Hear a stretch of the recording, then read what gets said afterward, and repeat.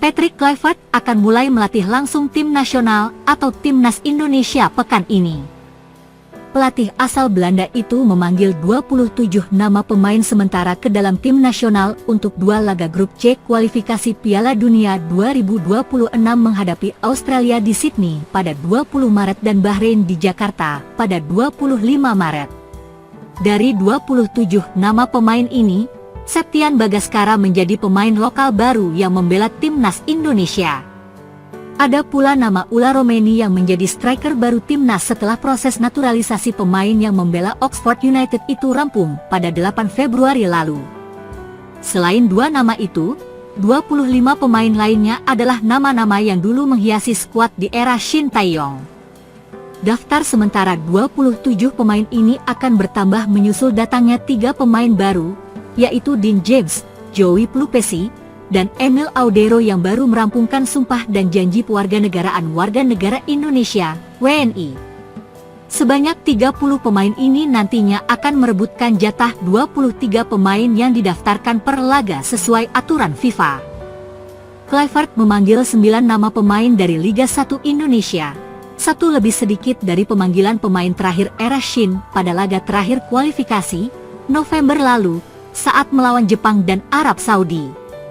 Dewa United, yang menempati posisi kedua klasemen, menyumbang pemain terbanyak, 3 pemain, yakni Egy Maulana, Septian Bagaskara, dan Ricky Kambuaya. Kombinasi Egy dan Septian menyumbang 18 gol untuk Dewa atau sekitar 33% jumlah gol klub berjuluk Banten Warriors itu musim ini. Untuk Kambuaya, mantan pemain Persib itu menjadi pemain vital yang menyeimbangkan lini tengah Dewa di bawah asuhan John Alderweireld. Kambuaya mencetak 2 gol dan 5 assist musim ini dari 20 pertandingan atau 6 kali absen. 3 klub di 4 besar klasemen sementara Liga 1, Dewa, Persebaya Surabaya, dan Persija Jakarta menyumbang pemain untuk Timnas.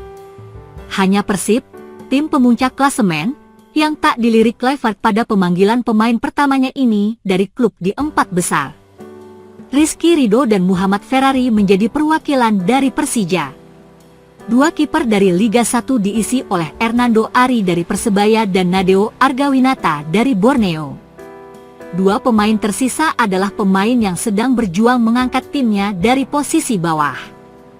Kedua pemain itu adalah Ramadan Sananta dari Persis Solo dan Hoki Caraka dari PSS Sleman. Para pemain Liga 1 akan berkumpul pada pekan ini setelah mereka merampungkan laga bersama klubnya masing-masing sebelum jeda internasional dan libur lebaran. Liga 1 akan memasuki libur panjang pada Minggu, 16 Maret, setelah laga terakhir antara PSIS Semarang melawan Madura United. Pemain-pemain Liga 1 yang mendapatkan panggilan dari Kluivert akan menyelesaikan laga sebelum libur panjang pada Rabu, 12 Maret. 9 pemain ini nantinya akan bertemu dengan pelatih Timnas Patrick Kluivert yang sudah tiba di Indonesia pada Minggu pukul 18.10 WIB bersama penasihat teknik Jordi Cruijff. 2 asisten Kluivert, Alex Pastor dan Denny Lanzaat, dijadwalkan akan bertolak ke Indonesia pada Rabu, 12 Maret. Datangnya Septian Bagaskara ke skuad Timnas Indonesia membuat posisi striker di tim Garuda menumpuk. Untuk mendapatkan tempat di 23 daftar pemain final, Septian harus bersaing dengan 5 striker lainnya.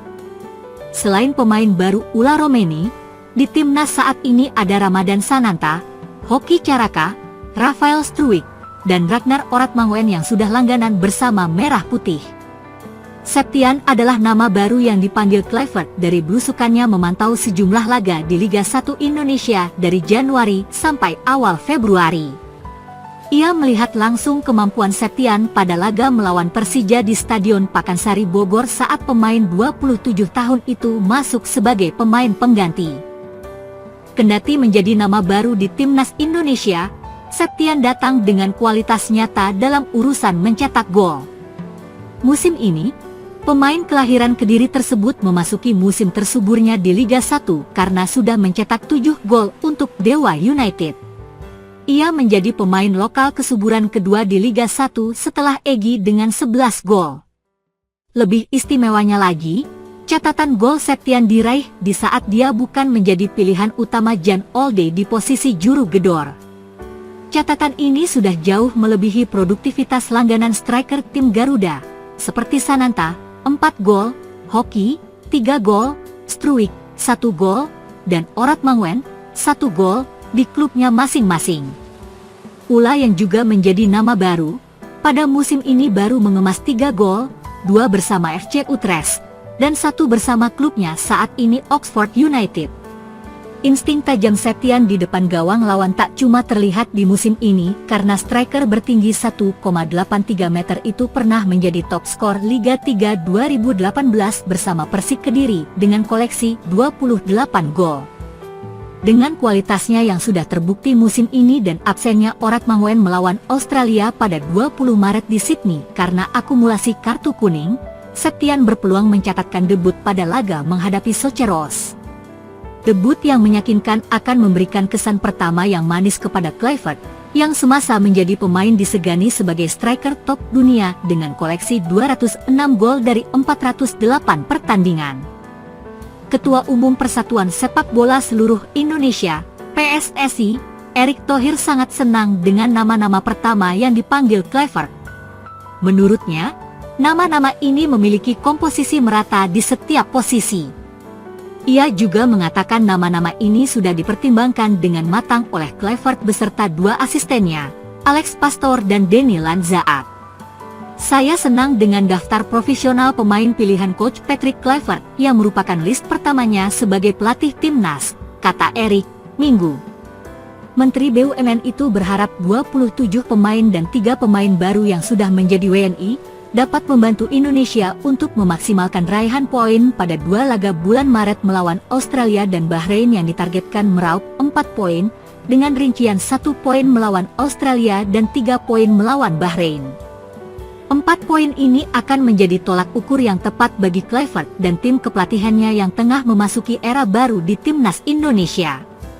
Selain itu, torehan poin juga sangat berharga bagi Indonesia yang menargetkan lolos ke Piala Dunia 2026 yang untuk pertama kalinya akan digelar di 3 negara.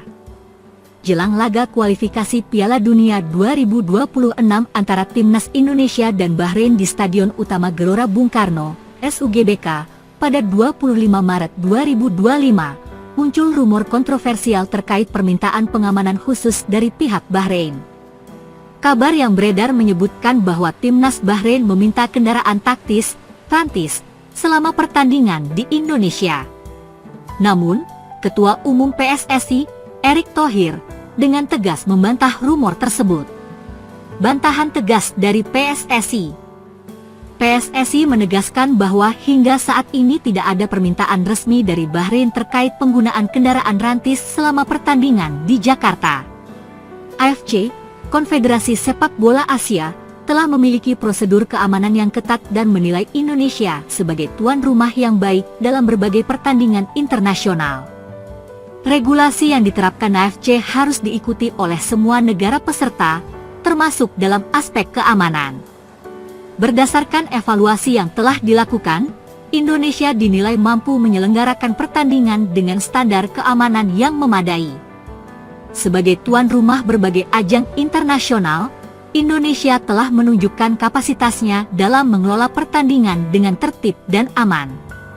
Oleh karena itu, rumor mengenai permintaan kendaraan rantis dianggap tidak berdasar. Spekulasi yang muncul di kalangan supporter. Isu terkait permintaan kendaraan rantis dari Bahrain berkembang di tengah berbagai kontroversi yang mewarnai perjalanan timnas Indonesia di kualifikasi Piala Dunia 2026. Pada pertemuan sebelumnya di Bahrain pada Oktober 2024, timnas Indonesia sempat mengalami keputusan wasit yang dinilai merugikan dan pertandingan berakhir imbang 2-2. Hal ini menimbulkan kekecewaan di kalangan pendukung timnas Indonesia yang merasa bahwa laga tersebut tidak berlangsung dengan adil. Selain itu, Bahrain juga sempat mengajukan permintaan agar pertandingan di Indonesia digelar di tempat netral dengan alasan keamanan. Namun, permintaan tersebut ditolak oleh AFC setelah melakukan evaluasi terhadap kondisi di Indonesia. Keputusan AFC ini memperkuat keyakinan bahwa Indonesia tetap menjadi tempat yang layak dan aman untuk menggelar pertandingan internasional. Banyak pihak menilai bahwa rumor ini bisa jadi merupakan bagian dari strategi tertentu untuk menciptakan ketegangan menjelang pertandingan. Dengan atmosfer yang diprediksi akan panas, isu-isu seperti ini dapat memperkeruh suasana dan memengaruhi fokus serta mentalitas pemain. Persiapan timnas Indonesia dan keamanan stadion. Di tengah berbagai spekulasi, timnas Indonesia terus mempersiapkan diri menghadapi Bahrain dan Tiongkok 5 Juni 2025. PSSI memastikan bahwa panitia penyelenggara telah menyiapkan sistem pertandingan yang lebih profesional, termasuk dalam aspek keamanan dan tata kelola tiket. Manajemen tiket juga telah diperbaiki untuk meningkatkan kenyamanan penonton. Jika sebelumnya tingkat kebocoran tiket mencapai 17%, kini hanya tersisa 5%. Langkah ini diambil untuk memastikan bahwa hanya pemegang tiket resmi yang dapat memasuki stadion, sehingga potensi gangguan keamanan dapat diminimalisir. PSSI juga telah berkoordinasi dengan pihak kepolisian dan instansi terkait untuk memastikan kelancaran jalannya pertandingan.